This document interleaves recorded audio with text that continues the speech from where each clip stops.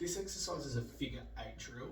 The figure 8 drill is an exercise we're going to use to increase your ability to form an arch through your foot, and not just form the arch, but get your feet working together with your hips. Those two parts of your body work really closely to each other, and we always want to make sure they're working together. So what you'll need here is a band, a looped band, which is going to go around sort of that mid-shin area. And you can see there that I've crossed it over in the middle to make that figure 8 shape there.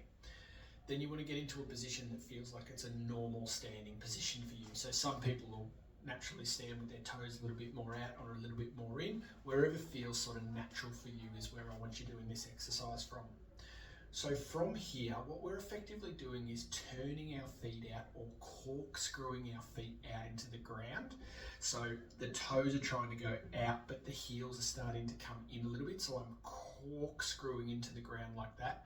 And hopefully what you can feel when you're doing that is that you actually start to form a bit of an arch. Your knees ever so slightly push out to the sides to stretch against that band, and then your hips actually switch on a little bit. The whole reason we've got this figure 8 happening is it's trying to do the opposite of everything I've just told you. It's trying to pull you together and almost making you trying to collapse in like that.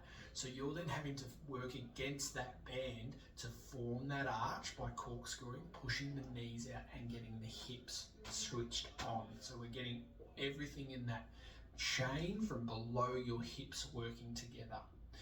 Now, a couple of really important things here about the feet in particular. We want to maintain a foot tripod.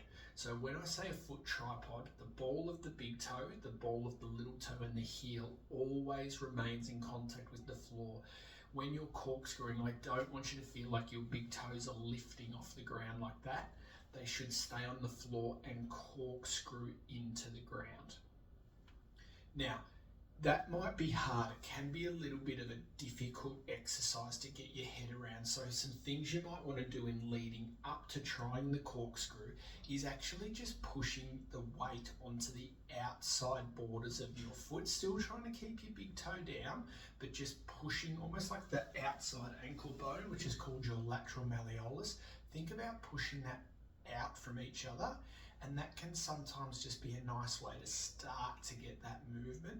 The other thing which you can think about doing is actually turning your knees away from each other like that. So I'm sort of opening up and turning the knees out, and that can be a nice little way to reverse engineer that corkscrewing of the feet.